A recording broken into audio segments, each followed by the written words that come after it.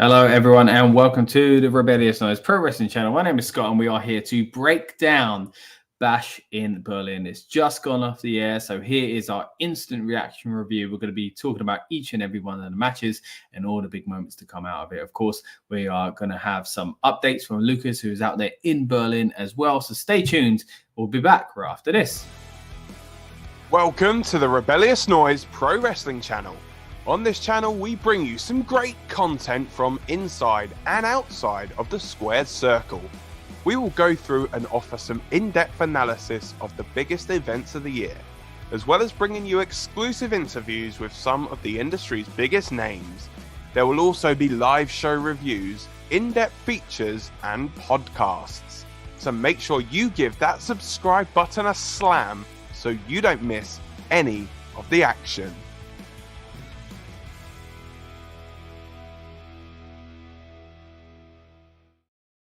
All right, once again, welcome back to the Rebellious Noise Pro Wrestling channel. I'm Scott, and we are here to chat Bash in Berlin. It was a big show, a really enjoyable show as well. I thought it was a well-paced card. The 5-match thing is here to stay, it seems, but overall, a very enjoyable show. Like I said in the intro, we're going to have some updates from Lucas, who, of course, out there in Germany as well. So it's going to be cool to hear his kind of review for this as well. But yeah, let us know in the comments what you guys thought of the show. I actually thought it was a really good event. Yeah, some of the results were predictable, I guess you could say, but at the same time, enjoyable. I think it's one of those where, and we say it quite often on this channel, it was exactly what it needed to be, right? It was a good show. But let me know in the comments, guys, what did you think of the event overall? Of course, we had some major matches, Terror Twins versus Judgment Day, KO versus Cody. That feels like a lifetime ago now. We just finished, of course, with Randy Orton versus Gunther strap match, which was really fun, by the way. Drew versus CM Punk. I know they can be hit and miss at times. And then you've got the tag title match where we did see new champions crowned in the form of Fyre and Dawn losing their titles to the former champs, Bianca and Jade Cargill. But again, let us know in the comments, guys, what you thought of the event overall. And like I said, I'll put my cards out there straight away. I really did enjoy this show. I thought it was a really fun one. Look, like I say, I'm enjoying it over here in England, but doesn't mean I can't get in the spirit. Still drinking those Steins. Thank you to everyone that joined us earlier on the build-up show and that have joined us throughout the week on our predictions, our kickoff show, our build-up show as well. But now it's all about, reacting to the show. As I say, the event is in the books. Let us know what you think of the PLE overall. What was your favorite match tonight? For me, if you put I don't want to actually, maybe I shouldn't use that phrase on a system like this, but if you put something to my head, I would say best match was probably, or the one I enjoyed the most, like that seemed to have the best crowd kind of reaction to it, was the Terror Twins match. And I mentioned earlier in the week how much I was looking forward to it. And I do think storyline wise, it had the most going for it. But at the same time, even the ones that I was a bit kind of unsure of, like Cody versus Kevin Owens, that had a great story being told as well. But again, let me know, guys, what did you think of this PLE overall? Did you think it fit, I guess, in the format of, some of them have felt like glorified house shows, but some of them felt like weird special attractions? I say weird, but because again, they just feel very different to US-based PLEs. But for me, overall, a really enjoyable show. Let's get into it, though. Let's break down the card match by match. And I said it felt like a lifetime ago. It was quite some time ago now, it feels. Saying that, it wasn't exactly a super long PLE. It was actually well timed. But still, a lot happened on this show to talk about. But we started off with a great opener, in my opinion. Kevin Owens came out with a very babyface-based entrance, like I expected. And, of course, all the talk was about whether or not he was going to turn heel. And he didn't. But what we did see was a kind of tormented Kevin Owens, which I think is great because, again, I want Cody to be turned on by Randy, and I don't want it to happen twice to lessen or cheapen Randy's turn, and also to kind of make it a yawn fest of, Cody overcomes another obstacle. I mentioned it a few times this week, but we saw him have a legit injury, and then they faked an injury, and they had the Brock Lesnar thing and all that, and they had the whole year coming back from the Roman loss to beat him again. As much as I enjoyed the last part of that and wanted him to win it, I didn't need that year, and I didn't need the fake injuries, and I don't need him kind of overcoming all the odds again and again and again. So I don't want him to be turned on several times, is what I'm saying. So for him to be turned on once, it's enough for me. Let's make the Randy Orton one matter. That's where I think we're going with this. But in this, I'm glad we didn't go with KO. And if KO is going to turn, this can be the seeds for it, but have nothing to do with Cody as far as the way he actually turns. You can turn on someone else, for example. You can say, I remember that night, I should have done this. Because, of course, we had those amazing scenes where he looks conflicted. He wants to turn. He wants to take advantage of the knee situation. But he's also, even the heel side of him is the one that also doesn't want to take advantage of it, weirdly enough, because he was saying on SmackDown, like, people have this asterisk over things that I've done in the past. It was crazy to hear them saying commentary he hasn't held a singles title in WWE for over 7 years. I think 7.5 years, and maybe 8 years for a world title or something like that, which is insane. Like, I swear he had the title in like 2019 or something like that at least.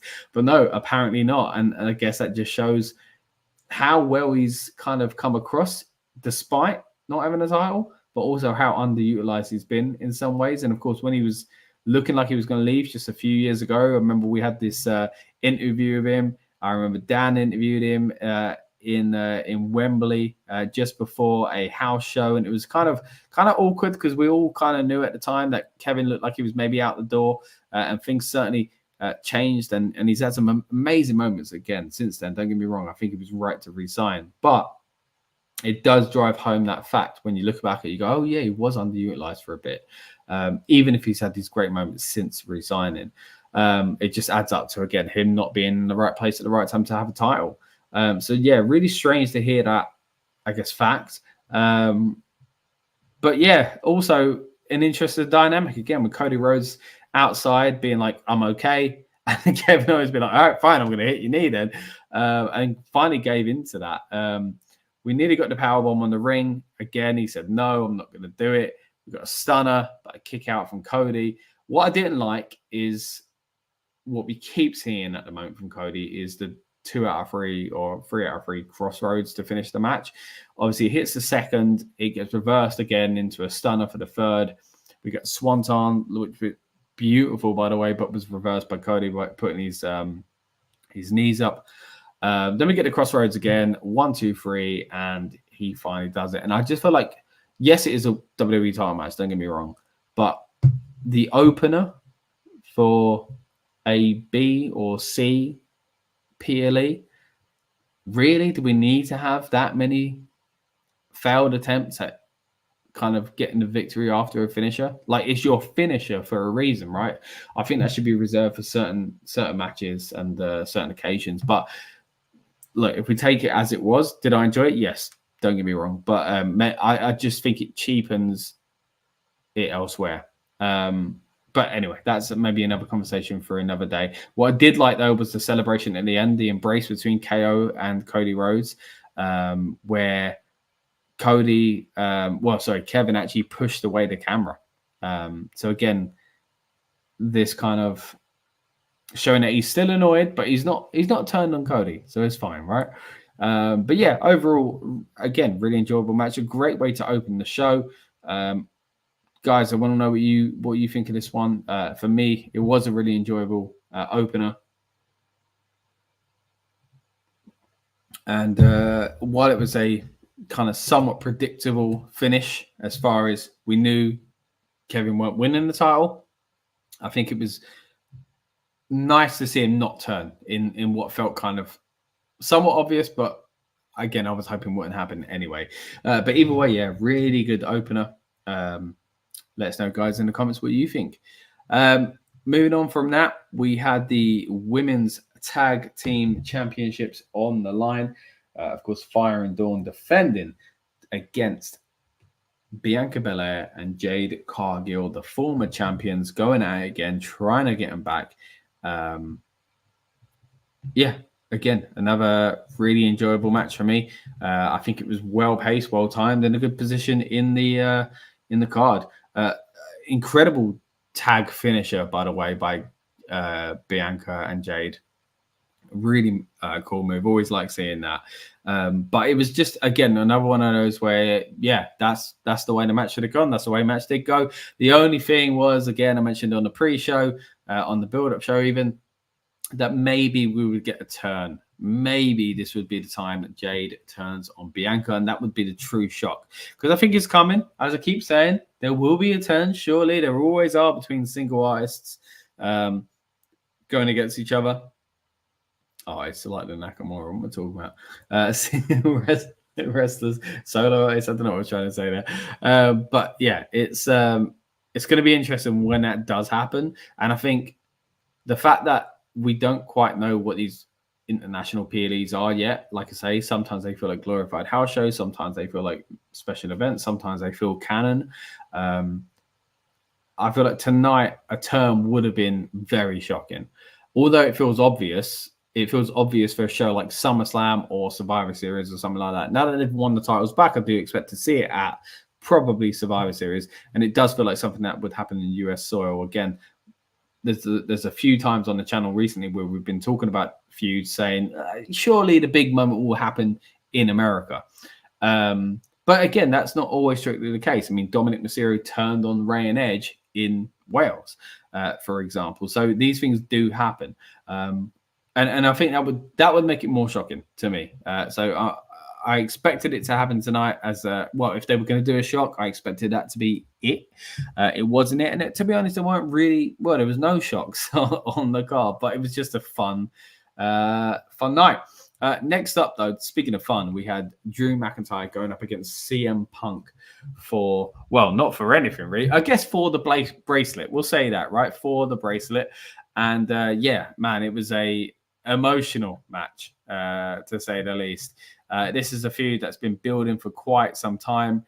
And again, just one of those feuds where there's a potential all the time to mess it up. There's a potential to kind of not hit right with this one. But I think they did a really good job here. And I think the whole bracelet thing, I know some people were a little bit, I guess, concerned about or not too pleased. I think it's maybe taking up the feud a bit too much and making it a bit more, I guess, jokey and not so serious.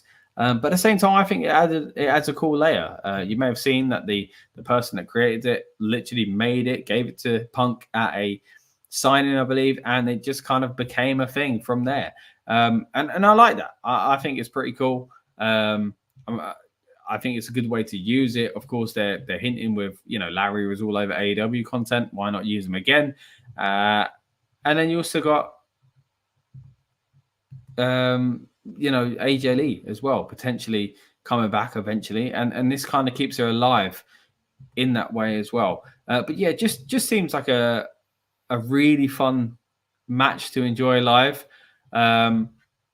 I thought it was, I thought it was one of the better matches of the night. Not that any of them were bad. I thought this one just really stood out because it was, quite emotional. And I think they did really well ultimately. What we're going to do, actually, we're going to throw it over to Lucas, who again is live in Germany, in Berlin at the moment, and he's been sending us some videos to kind of put onto the stream to kind of show you what the atmosphere was like in the Uber Arena. So let's have a little look at the end of the Drew Punk match as well.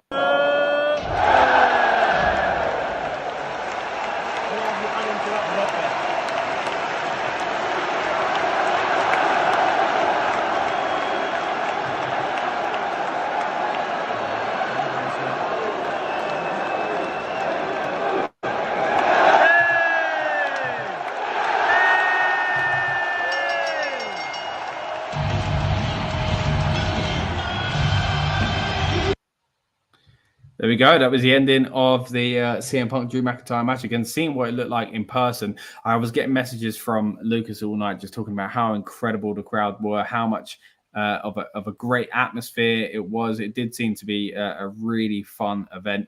And you can see it there. I think presentation on TV looked great. But when you see footage like that, you realize just how involved the fans were. And this is what's so good about these European PLEs is the chance for these fans to kind of get something that does matter, that is canon and does contribute to storyline. For years we had rebellion and insurrection over here, and it was kind of obvious what they were, right? But it's good that that's not the case anymore. As fun as those shows were, these shows tend to matter. Again, some of them have been not so great, don't get me wrong. And this one, you could argue that there was no massive surprises or anything like that, but I do think it kind of helped progress storylines in a positive way. And again, was a really entertaining show overall. But for me, CM Punk versus Drew McIntyre, one of the matches of the night.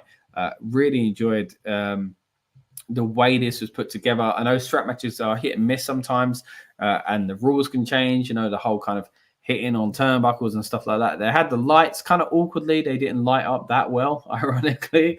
But it started, of course, with Drew McIntyre attacking CM Punk before the match even got underway. And then put the strap on Punk to start the match. But yeah, it was really good. And even the ending, we saw a bit of a clip there, of course, with Lucas again. But the whole kind of hitting as many GTSs as you could. See, that's where it makes sense, because it weren't about a pin.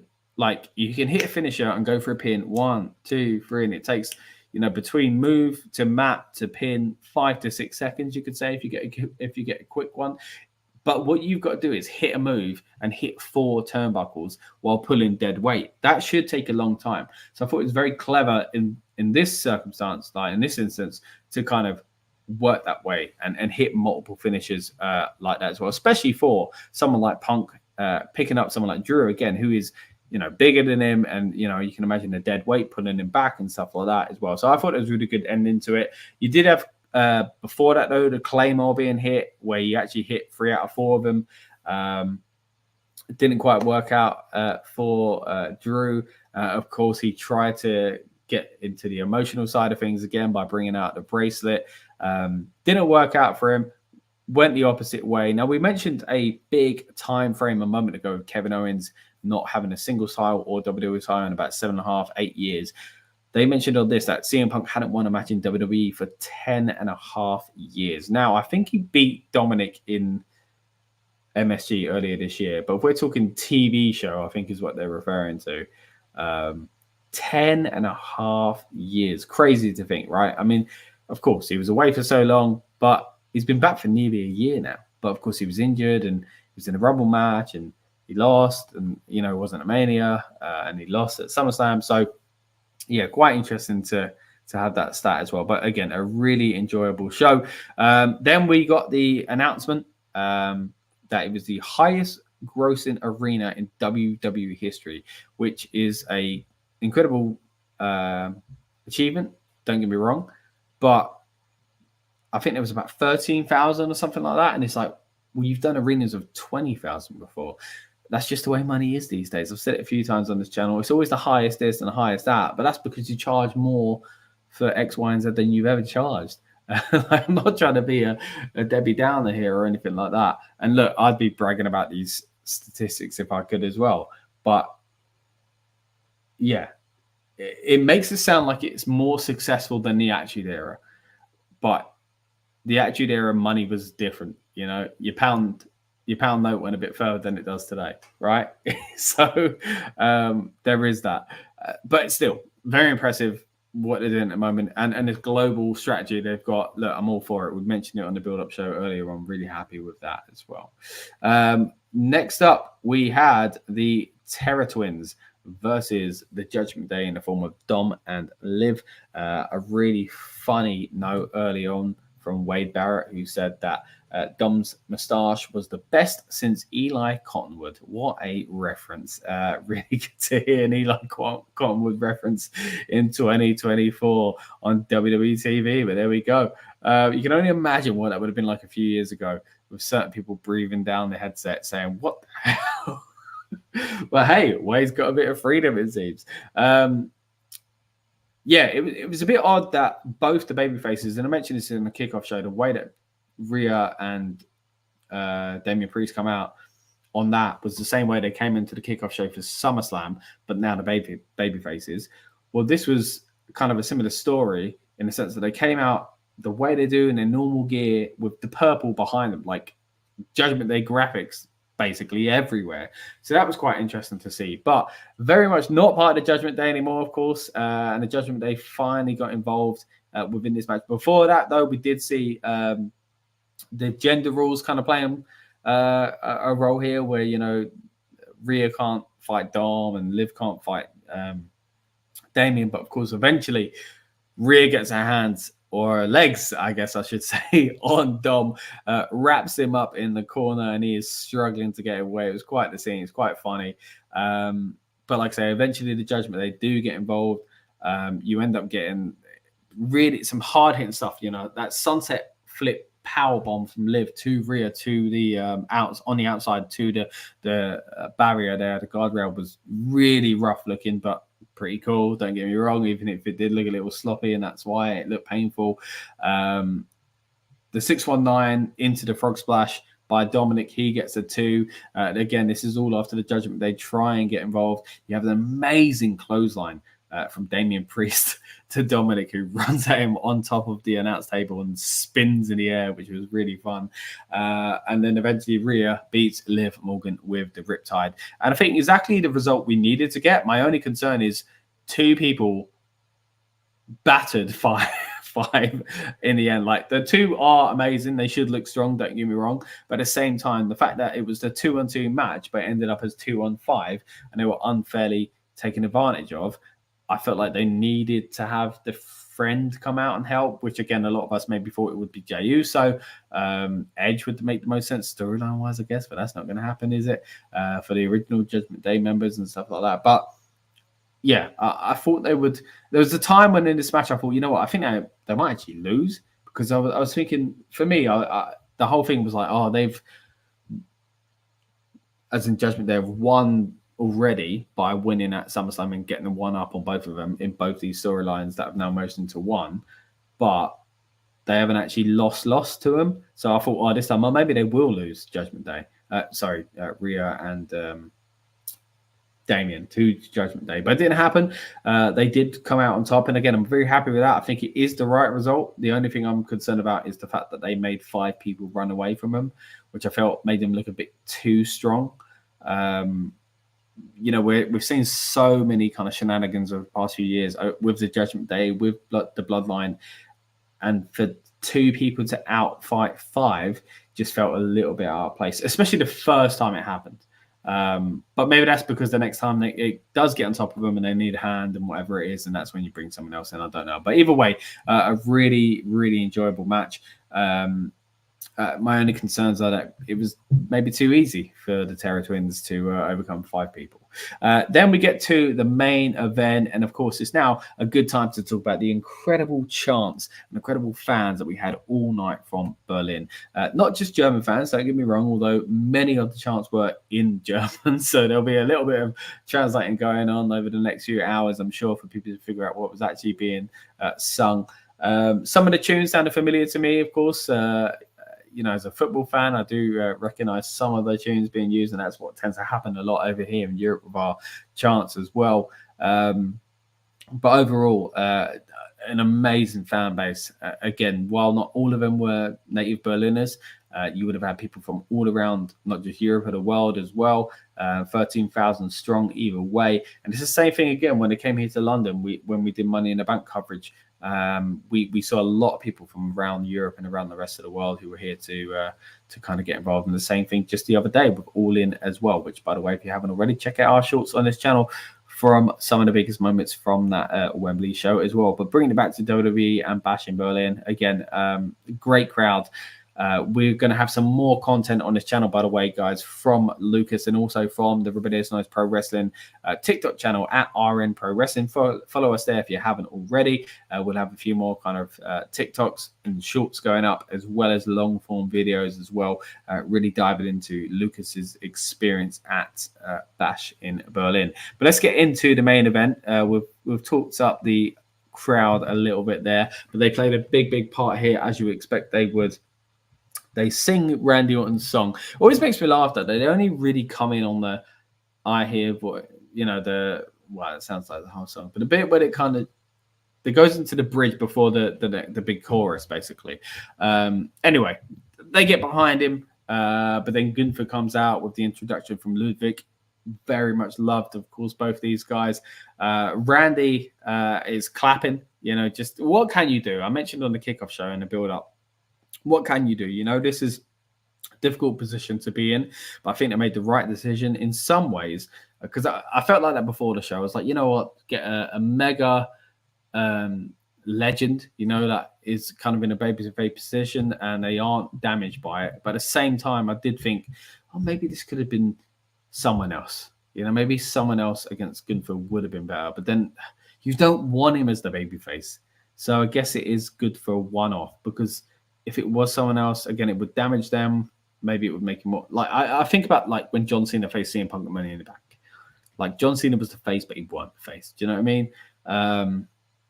Anyway, but overall, I think it was a good decision to kind of put these two together. Yeah, that kind of... I think it was a Mexican wave going on or something like that. Arms were going up in the air, and then Randy put his arms up here. I don't know, to continue that or to just look for the chair, which he got. And then he was pointing at Gunther going, you do it. Which, again... It's great to see Randy Orton having fun. Gunther didn't do it, which is a shame, but he did take on board a lot of the chants and appreciation he got tonight as well. And you saw that again at SmackDown as the show went off the air last night, and on the kickoff the day before, earlier that day as well. We ended up with quite a fun ending to this match as well. A great powerbomb by Gunther. We saw him go for a second, but Randy gets out of it, hits him with the RKO, and only gets a 2, which, we talked earlier on about, spoiling the effects of a finisher, but I thought this was really well done. Only gets a 2. I mentioned the other day how I'd seen this clip of Gunther saying he was training his neck, or wrestlers should train their necks and stuff like that, but he was specifically doing it so that if he gets hit with the RKO, even though he doesn't think these things hit him out of nowhere, he will be able to handle it. And that's exactly what happened. He only got the 2, Randy. Gunther managed to kick out. Then we saw, I think it was like a side suplex through the announce table off of the steps, which was quite fun as well. There's a lot of kind of slow stuff in this period, which I did think was a bit of a downer, but I think the 2 styles, you're bound to get that with these 2 guys, if I'm honest. Randy was notorious for the kind of headlock that last 15 minutes back in the day, and Gunther, while explosive at times, doesn't exactly have the kind of ricochet style, is it? So like, it makes sense that these 2 guys would slow down the pace at some point, and it got quite slow here. There was even that bit where Gunther had to awkwardly roll back in the ring and back out, even though he wouldn't do that as a character, but they had to pretend he kind of went with it, and therefore damaged himself and helped Orton by kind of breaking the count and all that stuff. But anyway, it led to a great spot. Don't get me wrong. That's the only thing I was thinking. Psychology-wise, these are 2 guys you'd expect to not fall in those kind of traps. But either way, again, it led to a great spot. They put out the steps, and Gunther goes through it. But eventually, we end up with a sleeper hold sequence where Randy is trying to get out of it as much as he can. We get a near fall. Then we get an RKO attempt, but no, there is a chop on the back from the mighty Gunther, and then eventually falls back into that sleeper hold, and that is it. That is the end of the show and the end of the match. Again, a really enjoyable one for me. I thought this was a great PLE. It's been great covering this all weekend. I hope you guys have enjoyed it. Overall, for me, a good show. Like I say, these can be hit and miss. They can feel like glorified house shows. They can feel like they're not really canon. And sometimes they can feel like they are definitely a big part of the story. Today, it felt like, I say a big part of the story, even though nothing huge happened. It was a fun show that felt like it did matter. We did get a title change, to their credit. The Women's Tag Championships did change hands. And all the other ones where there were titles on the line, like, there was no need to change the title, right? There was no need to take it off Cody. There was no need to take it off Gunther. You had Liv with a title, of course, not defending it in a big storyline than, I guess, her title reign in itself at the moment. And then you had a match here that is bigger than the title match at the moment. They don't need a belt between the 2 of them other than the one they were whooping each other with, So, really good show. It progressed storylines, and that's what you want with these PLEs, these kind of B/C shows. And that's not a derogatory kind of term or anything like that, in my opinion. We know what the A shows are, right? WrestleMania, Royal Rumble, SummerSlam, Survivor Series. You can sometimes creep Money in the Bank into that as well. And for a show that basically didn't exist, and unless you want to kind of pretend this is part of Bash, Great American Bash, as I said the other day, with the same hashtag WWE Bash, maybe it is. For a one-off, like, this is a good show and an enjoyable one. Really looking forward now to Bad Blood. You know, there's a lot of bad blood between a lot of these guys here. You've got to imagine something big's going to happen between the Judgment Day and the Terror Twins. Will Kevin finally turn? Will we see Randy Orton lean towards Cody and turn in on him? What will Gunther be doing next? This match, Punk and Drew, you'd imagine, would escalate a little bit further.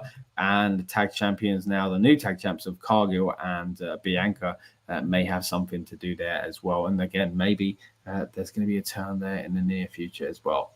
But once again, thank you guys so much for watching tonight and for joining us earlier on the build-up show earlier this week on the predictions, the kickoff, and our SmackDown watch-along from Berlin as well. We are going to hit you with some more content from Berlin as the kind of weekend goes on.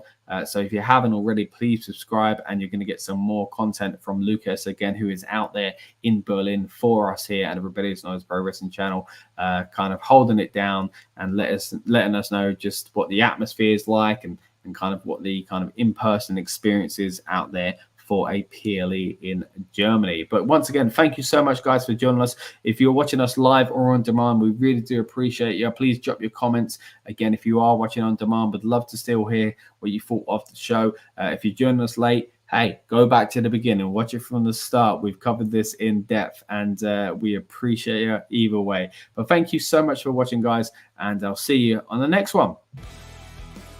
Welcome to the Rebellious Noise Pro Wrestling channel. On this channel, we bring you some great content from inside and outside of the squared circle. We will go through and offer some in-depth analysis of the biggest events of the year, as well as bringing you exclusive interviews with some of the industry's biggest names. There will also be live show reviews, in-depth features, and podcasts. So make sure you give that subscribe button a slam so you don't miss any of the action.